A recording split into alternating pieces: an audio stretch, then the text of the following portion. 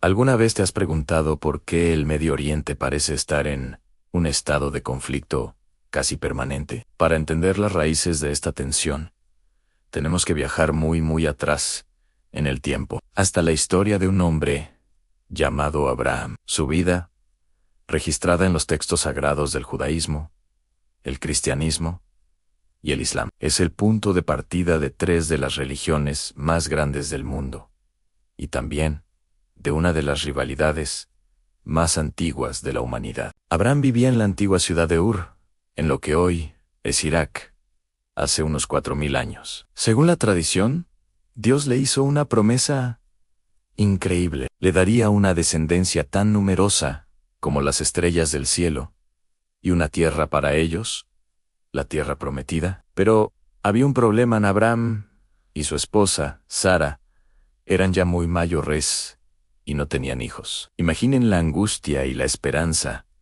mezcladas en sus corazones. Pasan los años y la promesa no se cumple. Sara, desesperada, le propone a Abraham una solución muy común en esa época: tener un hijo con su sierva egipcia, Agar. De esa unión nace Ismael. Para Abraham, este es su primer hijo, su heredero, la prueba de que la promesa de Dios comenzaba a cumplirse. Pero aquí es donde la historia da un giro inesperado. 14 años después, cuando ya nadie lo esperaba, Dios cumple su promesa a Sara milagrosamente. Ella queda embarazada y da a luz a un hijo, Isaac. De repente, Abraham tiene 2 hijos, 2 posibles herederos de 2 madres diferentes. La tensión en el hogar no tarda en aparecer. Sara ve a Ismael, el hijo mayor, como una amenaza para el futuro de su propio hijo. Isaac le pide a Abraham que expulse a Agar y a Ismael al desierto. Para Abraham, esta es una decisión terrible, desgarradora. Ama a sus 2 hijos. Pero, según el relato, Dios le dice que escuche a Sara, asegurándole que también de Ismael haría una gran nación. Con el corazón roto, Abraham despide a Agar e Ismael, enviándolos al desierto con solo un poco de pan y agua. A punto de morir de sed, la tradición cuenta que un ángel se les aparece, les muestra un pozo de agua y renueva la promesa de que Ismael será el padre de una gran nación. Agar e Ismael se establecen en el desierto de Parán, en la península arábiga. Ismael se convierte en un hábil arquero y, según la tradición islámica, él y su padre Abraham construirían más tarde la Kaaba en la Meca, el lugar más sagrado del Islam. Los musulmanes consideran a Ismael su antepasado y al profeta Mahoma como su descendiente directo. Mientras tanto, Isaac, el hijo de la promesa hecha a Sara, se queda en Canaán. Crece, se casa con Rebeca y tiene 2 hijos, gemelos a Esaú y Jacob, cuyo nombre más tarde sería cambiado a Israel.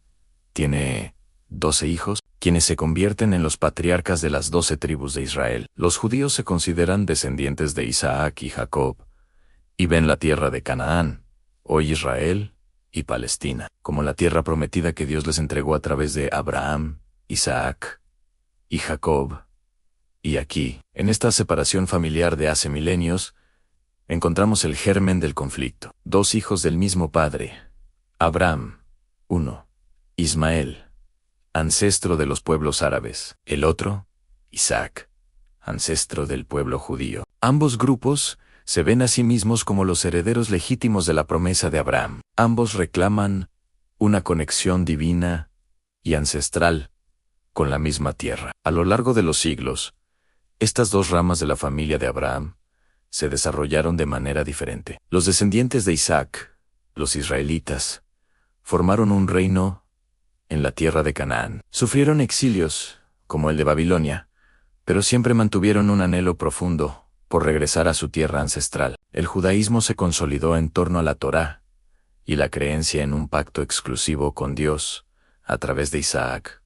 Por otro lado, los descendientes de Ismael poblaron la península arábiga. Vivieron como tribus nómadas durante siglos. En el siglo VII después de Cristo, El profeta Mahoma unifica estas tribus bajo una nueva fe, al Islam. El Corán reconoce a Abraham, a Ismael y a Isaac como profetas, pero establece una línea profética que culmina en Mahoma, descendiente de Ismael. Para los musulmanes, Ismael fue el hijo que Abraham estuvo a punto de sacrificar, no Isaac, y por tanto, el principal heredero de la bendición. Con la expansión del Islam a partir del siglo VII, los ejércitos árabes conquistaron vastos territorios, incluyendo la tierra de Canaán, a la que llamaron Palestina, durante más de 1300 años, con algunas interrupciones, como las cruzadas. La región estuvo mayoritariamente bajo control musulmán.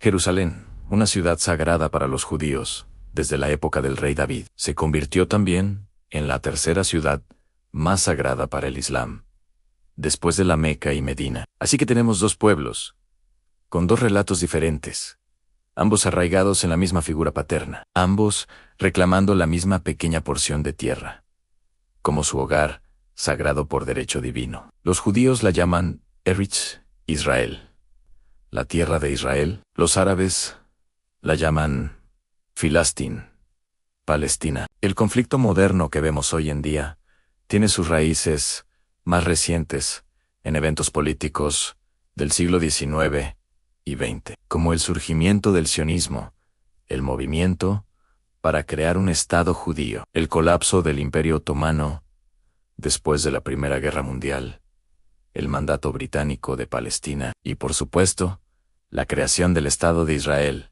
en 1948.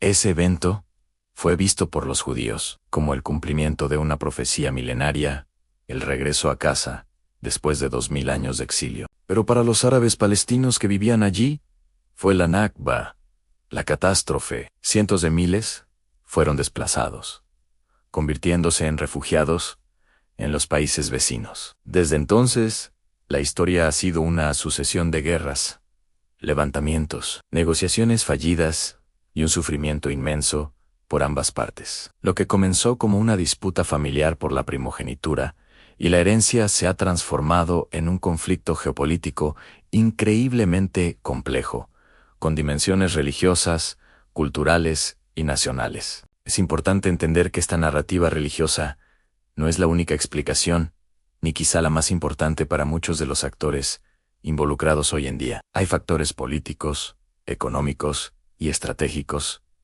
que son cruciales. Sin embargo, no se puede negar el poder que esta historia ancestral tiene en el imaginario colectivo de ambos pueblos. Para muchos judíos y musulmanes, este no es solo un conflicto por territorio, es una lucha por la validación de su propia historia. Su identidad y su relación con Dios en cada lado se ve a sí mismo como la víctima, el heredero legítimo cuya herencia ha sido usurpada. Entender la historia de Abraham, Ismael e Isaac no nos da una solución fácil al conflicto en Medio Oriente. De hecho, nos muestra cuán profundas y antiguas son sus raíces, pero nos ayuda a comprender la mentalidad, las creencias y los traumas que animan a ambas partes. Es una historia trágica de dos hermanos, dos pueblos, nacidos del mismo padre, que aún no han encontrado la manera de compartir la casa que ambos llaman hogar. Tal vez el primer paso para la paz sea reconocer la legitimidad del relato del otro. Entender que ambos tienen una conexión profunda y genuina con esa tierra. Reconocer que, al final del día, son familia. Una familia dividida y enfrentada. Sí, pero familia al fin y al cabo. Gracias por acompañarme en este viaje al pasado para entender el presente.